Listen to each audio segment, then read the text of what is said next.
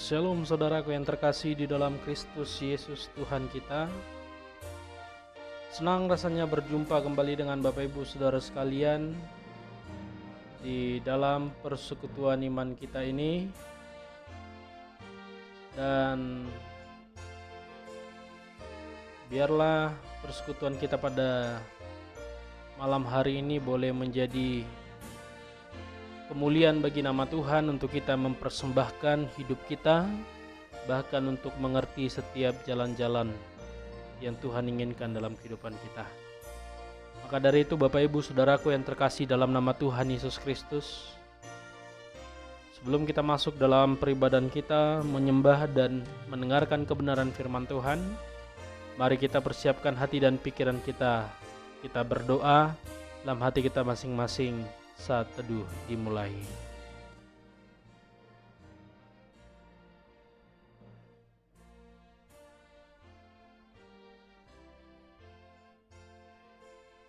Bapak Ibu Saudaraku yang terkasih dalam nama Tuhan Yesus Kristus, sebelum kita mendengarkan firman Tuhan, mari kita mengangkat sebuah lagu pujian dari buku ND nomor 361, ayatnya yang pertama sampai dengan ayatnya yang kedua kita nyanyikan secara bersamaan.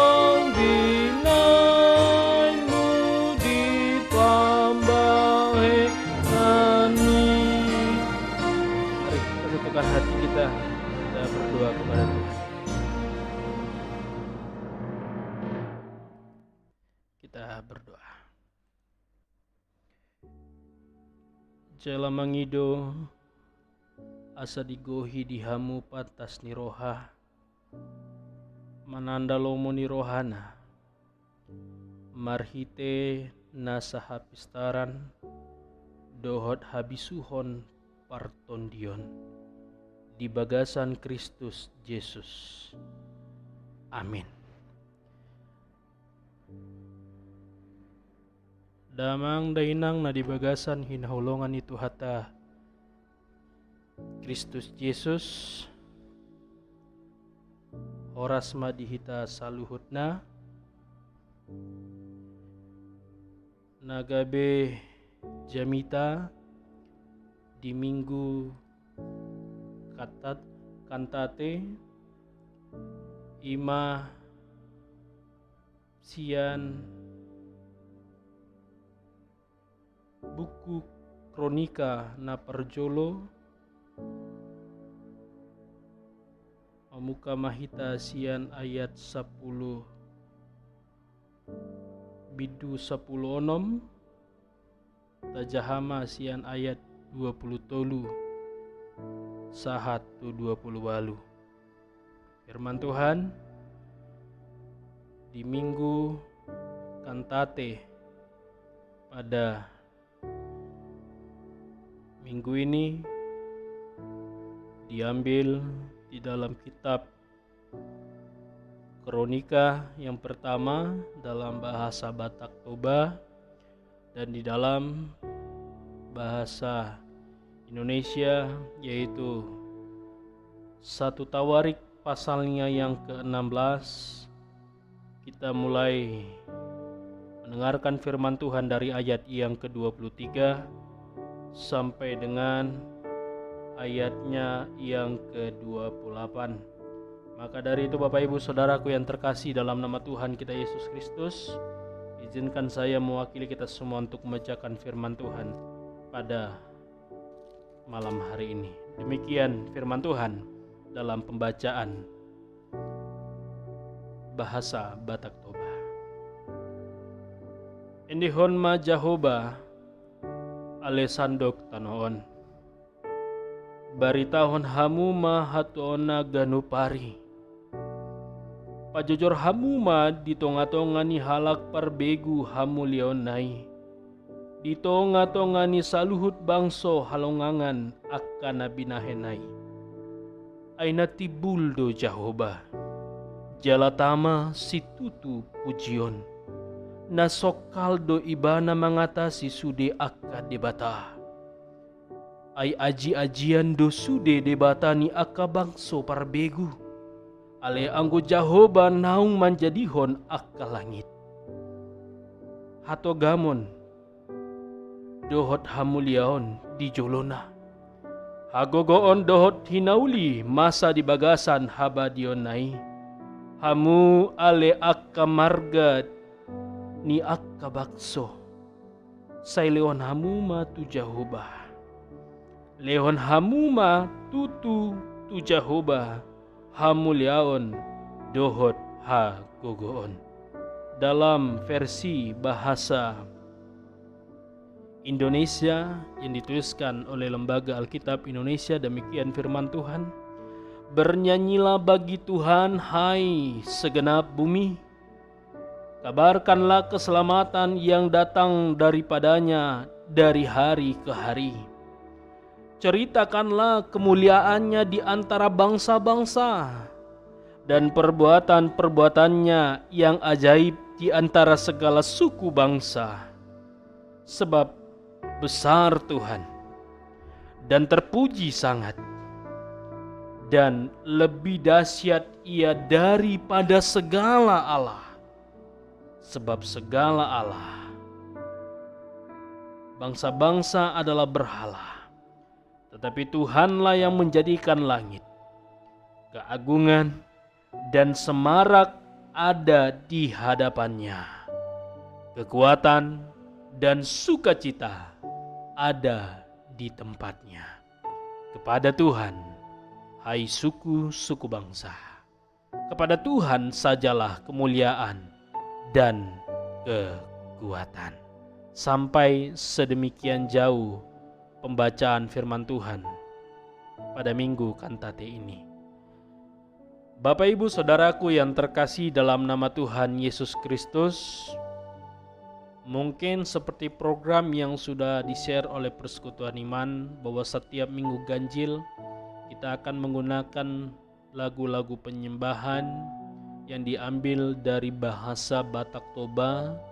Lalu pada pendengaran firman dalam pembacaan nats Alkitab kita akan membaca secara bahasa Toba, dan di dalam penjelasan firman Tuhan, saya akan berusaha juga untuk boleh menjelaskan dengan bahasa Toba. Akan tetapi saya masih belajar untuk boleh memberitakan firman Tuhan dengan berbahasa Batak Toba. Oleh karena berbeda cara berbicara kita sehari-hari dengan cara berbicara firman Tuhan dalam kehidupan kita.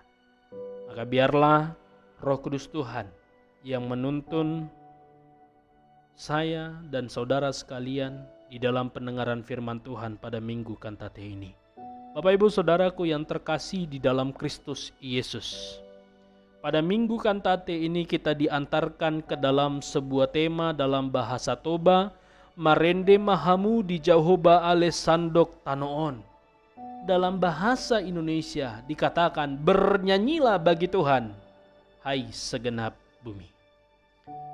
Mungkin bahasa atau kata tentang bernyanyi atau marende bukan lagi sesuatu yang asing di dalam kehidupan persekutuan setiap orang percaya.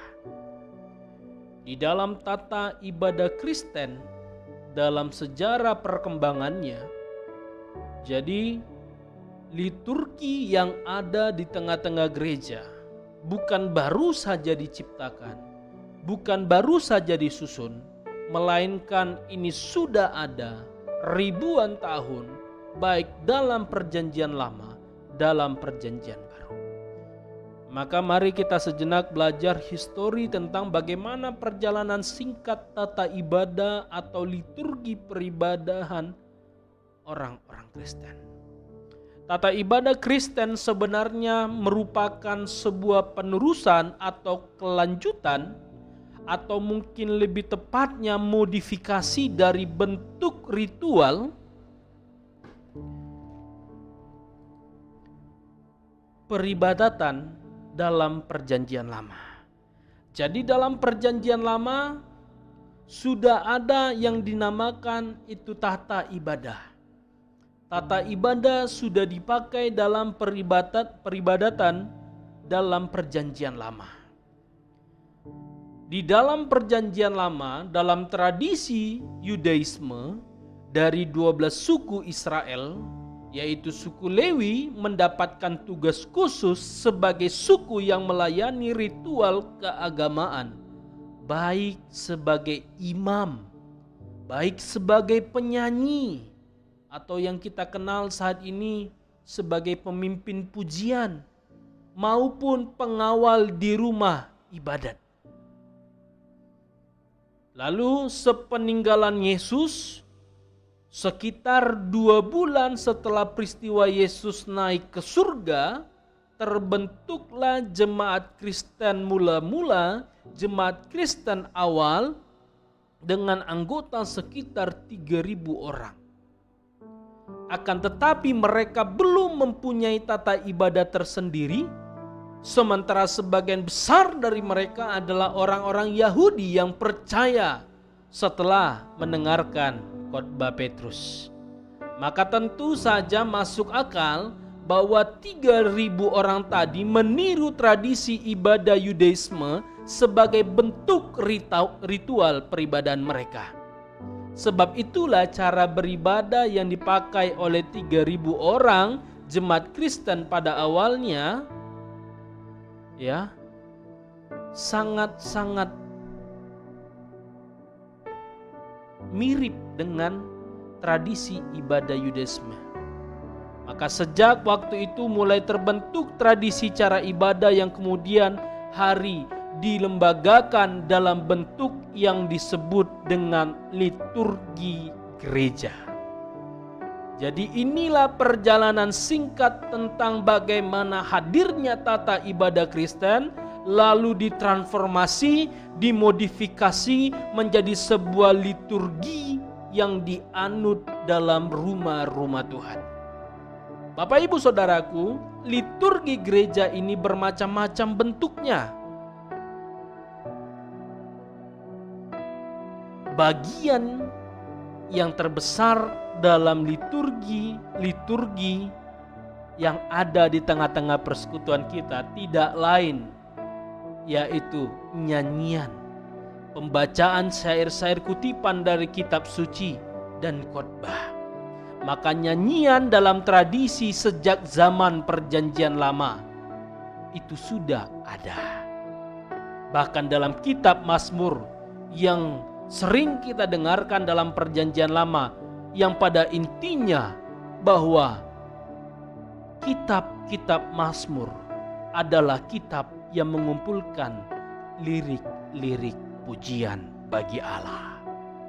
Itu makanya tidak bisa kehidupan seorang Kristen dilepaskan dari namanya nyanyian ataupun marende. Damang dainang na di bagasan hina holongan itu hatta Yesus Kristus. Lalu apa kaitan yang mau disampaikan dalam kitab Tawarik kepada kita saat ini?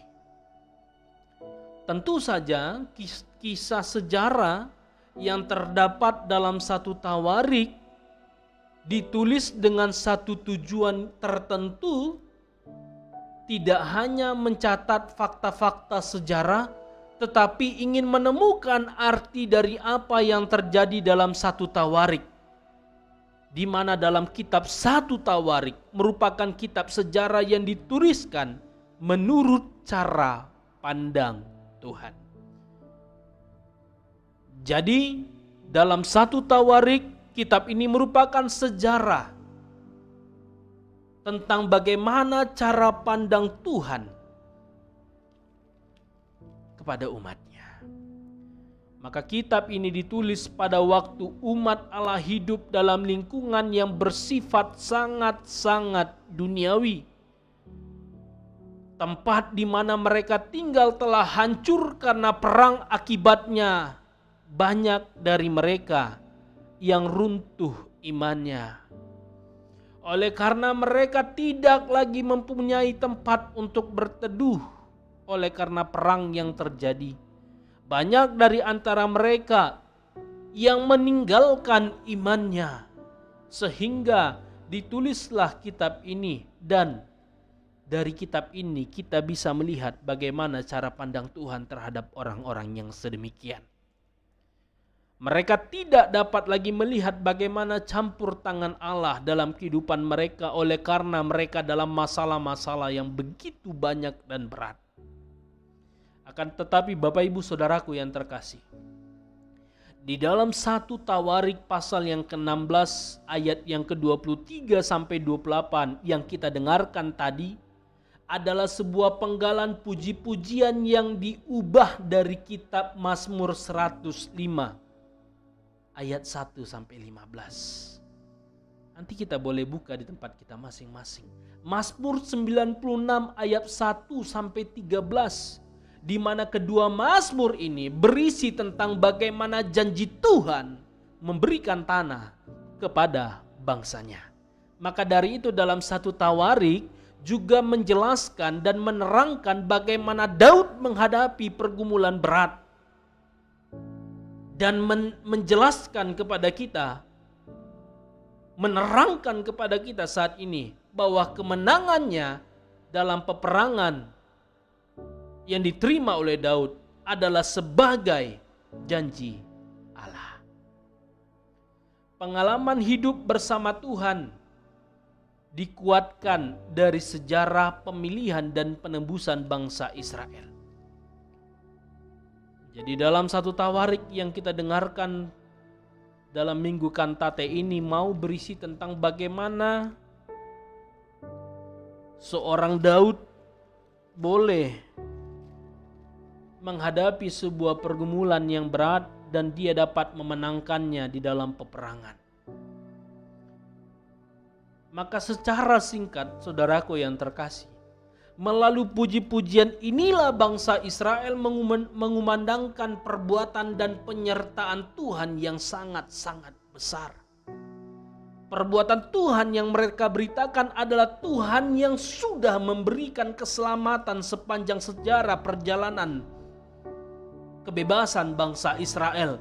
Penyertaan Tuhan terhadap nenek moyang mereka, Abraham, Ishak, Yakub, bahkan menyertai bangsa ini di tanah Mesir. Penyertaan dari Mesir sampai ke tanah Kanaan, begitu juga di masa pembuangan ketika mereka harus dikeluarkan menuju ke Babel hingga mereka kembali ke Yerusalem. Ini yang mau diutarakan pada minggu kantate ini. Ini yang mau diutarakan pada firman Tuhan yang kita bacakan.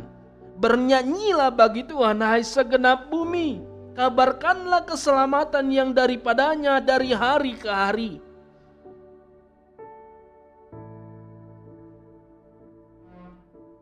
bangsa Israel dapat mengatakan ini. Bangsa Israel dapat mengumandangkan perkataan-perkataan ini. Oleh karena mereka benar-benar menghayati dan mengamini serta mengimani bahwa benar-benar Allah yang telah menyertai kehidupan mereka, yang telah memberikan keselamatan kepada mereka. Bukan saja hari ini, bukan saja ketika mereka dibebaskan dari perbudakan Mesir, bahkan sampai ke tanah Kanaan pun Allah telah menyertai mereka dan memberikan keselamatan tetap kepada mereka. Artinya hari lepas hari Allah tetap memberikan keselamatan bagi bangsa Israel. Maka dari itu Bapak Ibu Saudaraku yang terkasih dalam nama Tuhan Yesus Kristus, saya tidak mau panjang untuk boleh memaparkan tentang, bahkan menafsirkan tentang kitab 1 Tawarik pasal 16 ayat 23 sampai 28 ini. Akan tetapi saya mau menekankan di sini bahwa dalam firman di Minggu Kantate ini adalah sebuah penggalan puji-pujian yang diubahkan dari Mazmur 105. Yang pada intinya dan pada pokoknya mau berbicara tentang bahwa bagaimana janji Tuhan memberikan tanah kepada bangsanya. Bagaimana janji Tuhan tergenapi terhadap bangsa pilihannya. Demikian ini yang mau diutarakan kepada kita. Maka apa hubungannya tentang janji Tuhan? Apa hubungannya dengan puji-pujian, nyanyian bagi Tuhan untuk kehidupan umat percaya?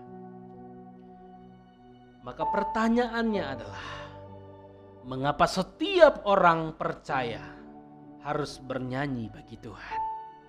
Mengapa orang Kristen sering sekali bernyanyi? Bahkan dalam ibadah-ibadah pernikahan.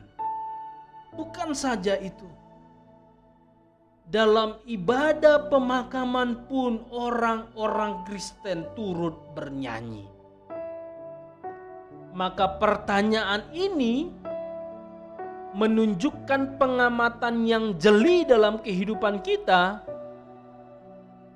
yang menegaskan bahwa bukankah nyanyian merupakan bagian yang tak terpisahkan dalam kehidupan beriman kita.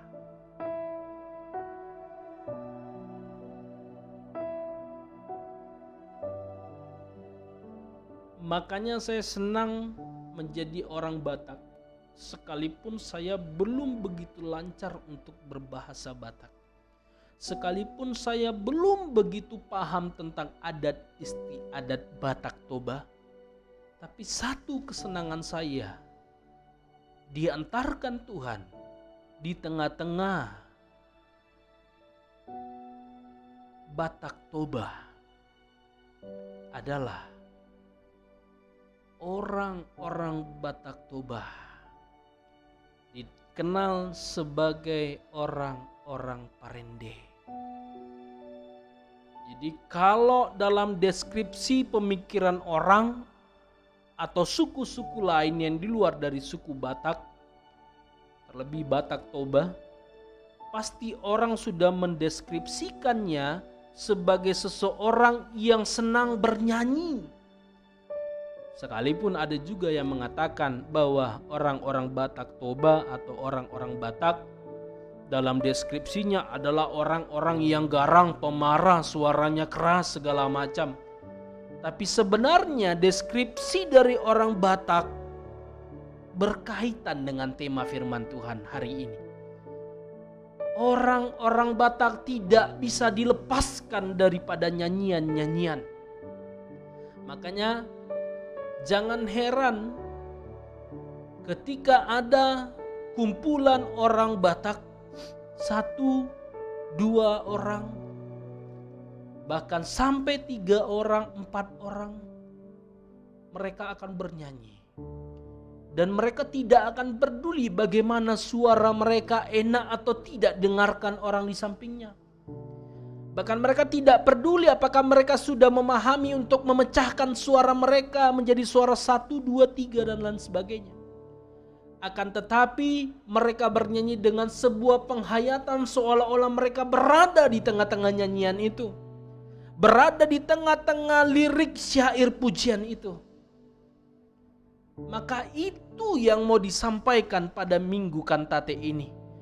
Bahwa kehidupan umat percaya tidak bisa dilepaskan dari sebuah nyanyian. Buktinya adalah dalam Alkitab adalah seorang tokoh perempuan, salah seorang pelayan perempuan, nabi, yaitu Deborah, yang adalah seorang nabiya dan juga hakim. Dia juga mengutarakan keinginannya untuk bernyanyi. Bahkan dia bernyanyi bukan untuk memperdengarkan keindahan suaranya. Sekalipun saya belum pernah mendengar dia bernyanyi. Tapi Alkitab mengatakan bahwa dia bernyanyi bukan untuk memperdengarkan keindahan suaranya, melainkan ia mau bernyanyi bagi Tuhan. Tujuannya adalah ia mau mempersaksikan bagaimana pekerjaan Tuhan di tengah-tengah pergumulan yang terjadi pada waktu hidupnya. Dia mau menggambarkan melalui nyanyiannya dengan detail tentang bagaimana ketidakberdayaan umat Tuhan berubah menjadi sebuah keberanian, bahkan kekuatan, karena Tuhan telah bertindak di tengah-tengah mereka. Ini semua dilakukan oleh Deborah karena dia menyadari bahwa jika dia bernyanyi ataupun dia tampil pada saat sebuah peribadahan sebagai pemimpin, maka itu pun adalah bagian dari pekerjaan Tuhan. Maka dia mau bernyanyi untuk menjadi saksi atas pekerjaan Tuhan di dalam sejarah Israel.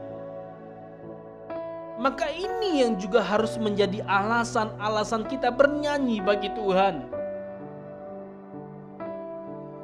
Maka nyanyian bagi orang Kristen adalah sebuah wujud kesaksian. Kalau engkau tidak bisa bersaksi di tengah-tengah jemaatmu, di tengah-tengah persekutuanmu, dengan cara kau menceritakan perjalanan hidupmu, bagaimana Tuhan menolong kau, engkau dapat mengutarakan itu dengan sebuah pujian. Makanya saya sangat tertarik dan suka salah satu lagu pujian yang tidak akan pernah saya lupakan dalam kehidupan saya, yang ketika orang bertanya, apakah lagu rohani favoritmu? Maka saya akan jawab, Lingkupiku. Oleh karena dalam syair bait itu ada sebuah connected yang terjadi antara batin saya dengan syair pujian itu, yang seolah-olah menandakan bahwa lagu ini sudah mewakili apa yang saya rasakan di tengah-tengah dunia, bahwa Tuhan tidak pernah meninggalkan saya sekalipun begitu berat, begitu rumit perjalanan kehidupan ini. Sekalipun badai itu datang, Tuhan pun juga akan datang untuk menenangkan badai itu. Itu contoh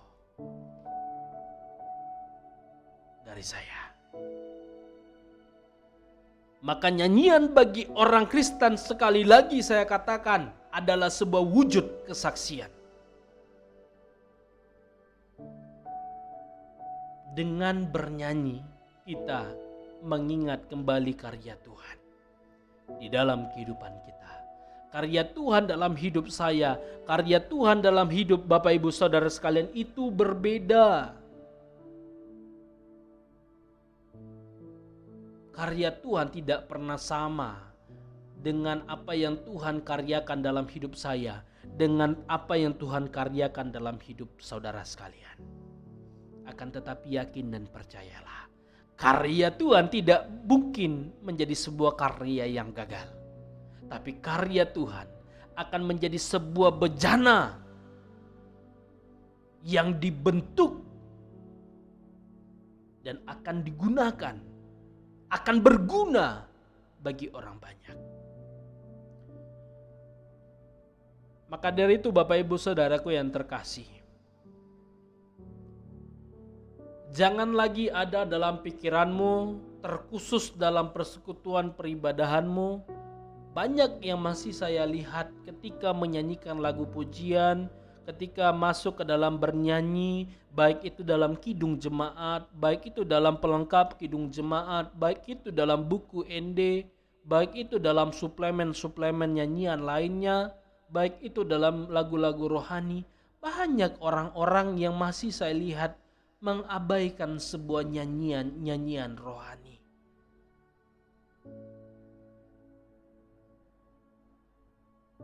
Akan tetapi pada minggu kantate ini,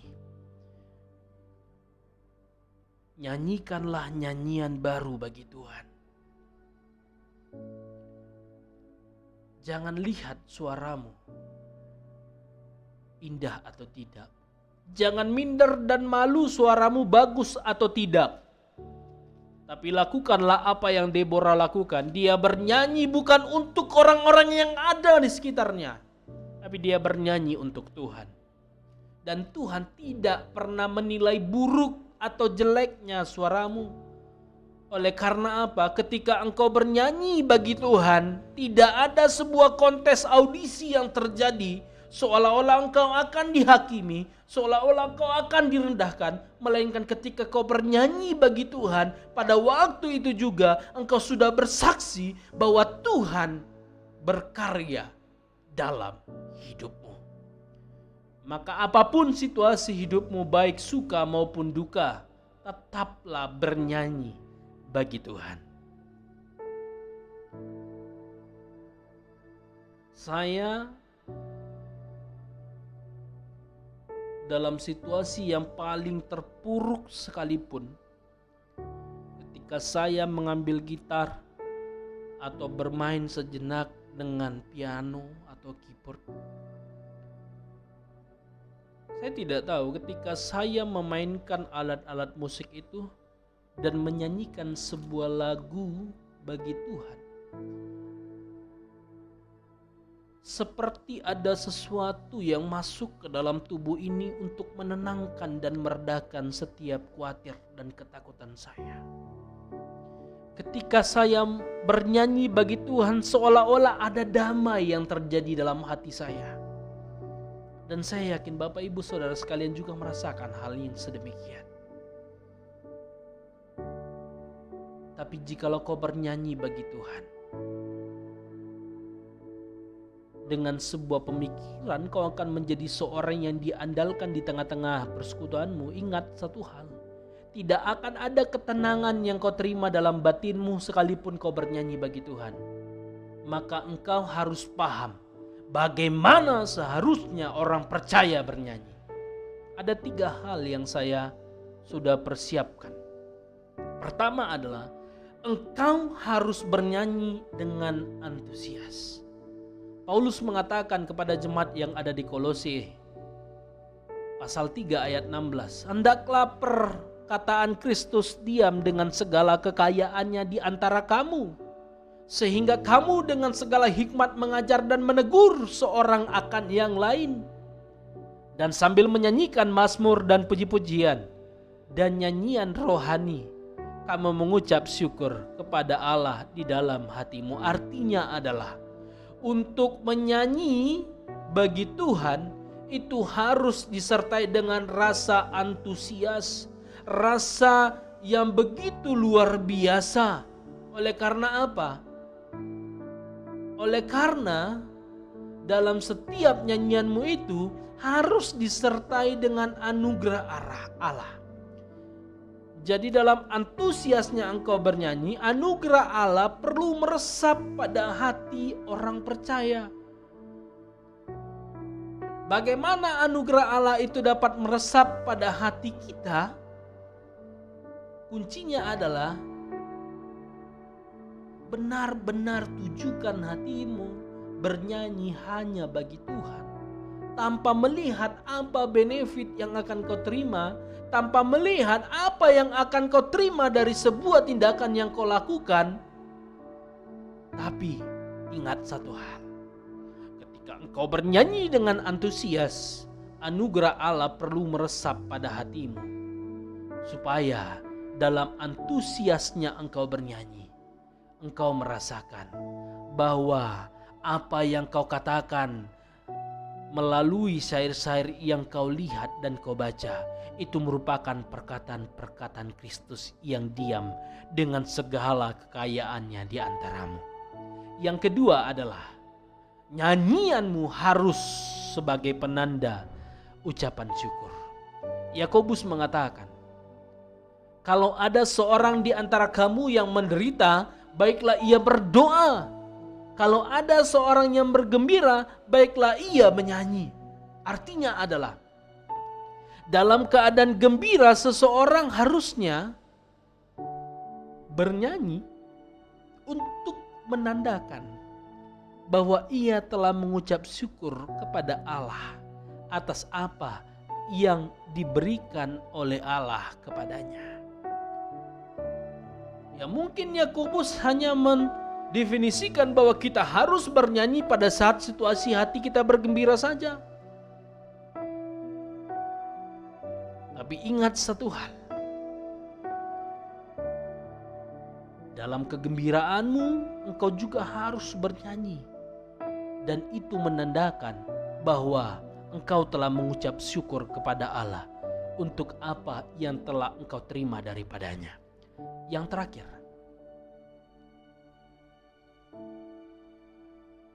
bagaimana seharusnya orang percaya bernyanyi? Bernyanyilah sampai akhir hidupmu. Inilah yang paling mengena dalam kehidupan kita, terkhusus orang-orang Batak Toba. Saya selalu melihat orang-orang percaya, jemaat Tuhan yang sudah dikategorikan sebagai kelompok-kelompok lansia, mereka masih sangat-sangat antusias, mereka masih sangat-sangat bersemangat, mereka masih sangat-sangat luar biasa ingin tetap bernyanyi bagi Tuhan. Bahkan mungkin saja kalau menurut saya, jikalau seseorang yang mati itu bisa bernyanyi, orang Batak yang sudah mati itu bisa bernyanyi, maka dia akan bernyanyi sampai kepada penutupan petinya. Bernyanyilah sampai akhir hidupmu. Kalau dalam Mazmur 104 ayat 33 dikatakan, aku hendak menyanyi bagi Tuhan selama aku hidup. Aku hendak bermazmur bagi Allahku selagi aku ada. Artinya bernyanyi bagi Tuhan tidak ada batasan waktunya, saudaraku. Oleh karena apa yang dikatakan oleh di kitab Wahyu, hamba-hambanya akan beribadah kepadanya. Ibadah tidak bisa dilepaskan dari sebuah nyanyian. Artinya saya dan saudara sekalian adalah hamba-hambanya. Kita akan beribadah kepadanya. Kita akan bernyanyi kepadanya. Kita akan bermazmur kepadanya.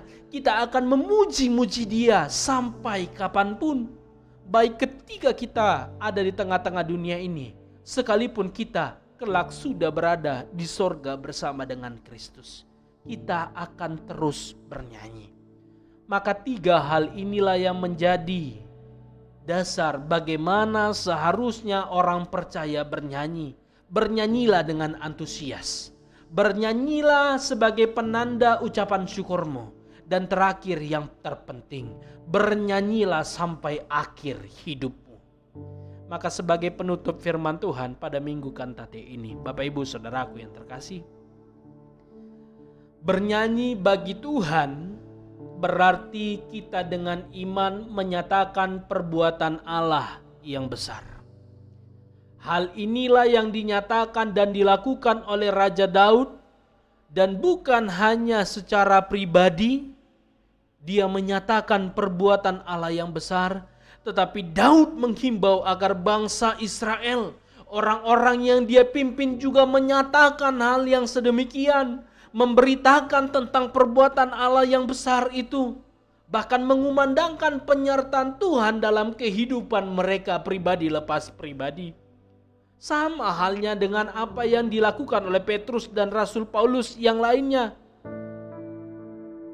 disuruh untuk memberitakan, menyatakan, menyaksikan perbuatan-perbuatan Tuhan yang ajaib dan berkuasa dalam diri Tuhan Yesus Kristus.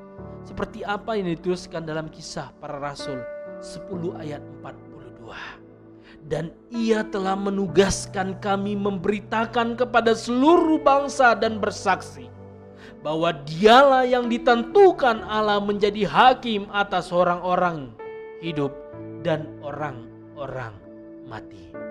Paulus juga sangat proaktif di dalam menyaksikan karya Tuhan, baik kepada orang Yahudi, baik kepada orang non-Yahudi, bahkan ke seluruh dunia.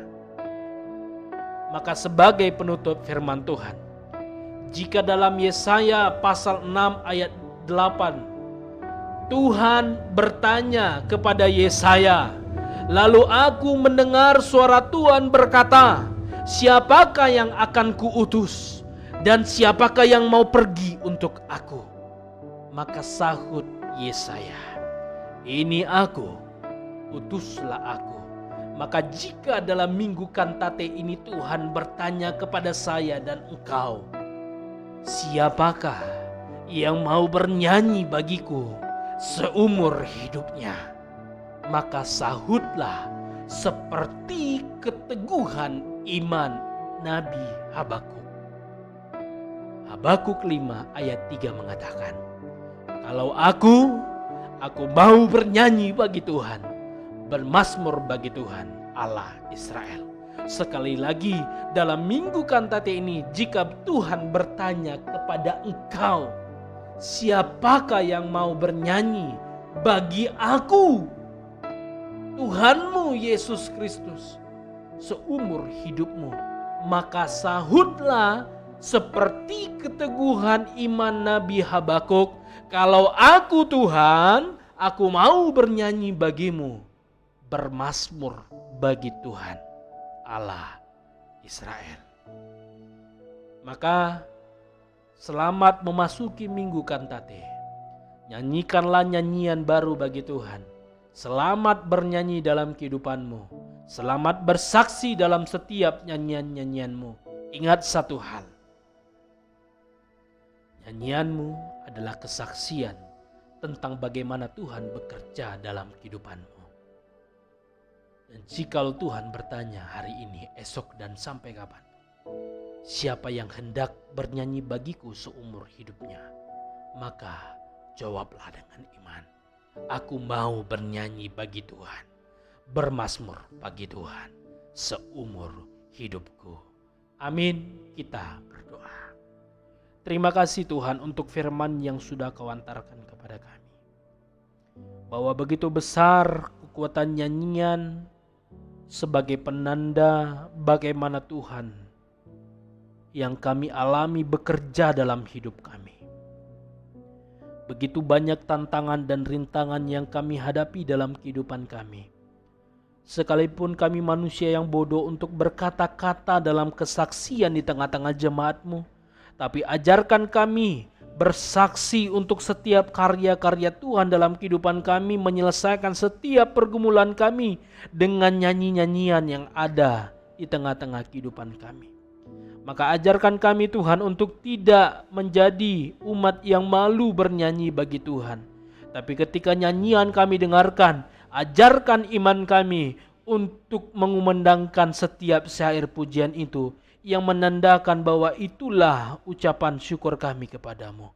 Maka ajar kami juga untuk antusias bernyanyi. Terlebih ajarkan kami untuk setia sampai akhir hidup kami. Sampai kami berada di tengah-tengah surga-Mu.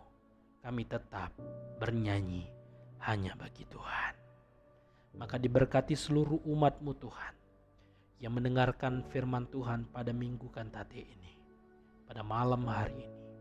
Apapun yang menjadi kesulitan dan pergumulan mereka, apapun yang menjadi ratapan dalam kehidupan mereka, apapun yang menjadi duka dalam kehidupan mereka, biarlah nyanyian-nyanyian Tuhan menjadi obat yang menutup setiap kesedihan mereka, menjadi obat yang menutup setiap luka-luka mereka, menjadi sebuah formulasi yang mengubah cara pandang mereka untuk apa yang mereka alami, sekalipun tidak enak untuk mereka alami, menjadi sesuatu yang harus mereka syukurkan dalam kehidupan mereka. Diberkati mereka Tuhan, setiap pekerjaan Tuhan yang memberkati. Kami berdoa untuk persekutuan iman ini. Biarlah tangan pengasihan Tuhan memberkati dan menutup bungkus persekutuan iman ini untuk tetap menjadi perpanjangan lidah Tuhan. Biarlah pembicara tetap Tuhan berkati untuk boleh menjadi saksi Tuhan bahwa Tuhan juga turut bekerja dalam kehidupan hamba Tuhan ini. Terima kasih Tuhan, kami berdoa untuk bangsa dan negara kami ini. Kami serahkan dalam tangan pengasihan Tuhan keamanan dan kenyamanan seluruh masyarakat yang ada di tengah-tengah negara ini. Terlebih untuk seluruh para pemimpin bangsa dan negara ini. Diberkati dan dilindungi mereka dengan kuasa kuat tangan pengasihan Tuhan. Dijaga mereka dari segala rencana jahat dan biarlah mereka tetap diberikan kesehatan yang datang daripadamu. Kami sudah menyembah Engkau. Kami sudah mendengarkan firman-Mu Tuhan. Syukur bagi nama-Mu. Dan pada saat ini kami akan mengakhiri persekutuan kami ini. Dan kami mau terima berkat untuk masuk ke dalam minggu Kantate. Saudaraku yang terkasih, terimalah berkat Tuhan untuk engkau boleh masuk ke tengah-tengah minggu Kantate semakin dimatangkan dalam iman. Di dalam pendengaran firman Tuhan, terimalah berkat Tuhan. Anugerah daripada Tuhan kita Yesus Kristus, kasih setia daripada Allah Bapa, dan penyertaan daripada Roh Kudus, itu yang mengantarkan engkau dan saya untuk masuk ke dalam minggu Kantate di dalam Kristus Yesus. Amin. Terima kasih Bapak Ibu Saudaraku yang terkasih dalam nama Tuhan Yesus Kristus untuk waktu dan dukungannya selama ini. Saya masih tetap memohon untuk boleh setiap video yang ada di channel YouTube persekutuan ini boleh di-share kepada saudara kita yang ada dimanapun betul berada, supaya nama Tuhan boleh semakin dimuliakan. Kita akan berjumpa di minggu depan, dan selamat memasuki minggu Kantate. Selamat bernyanyi bagi Tuhan, selamat menyanyikan nyanyian-nyanyian baru bagi Tuhan, dan selamat mempersaksikan Tuhan dalam kehidupan kita masing-masing dengan nyanyian-nyanyian kita, baik di tengah-tengah persekutuan kita maupun di dalam keluarga kita masing-masing. Tuhan Yesus memberkati kita semua. Shalom.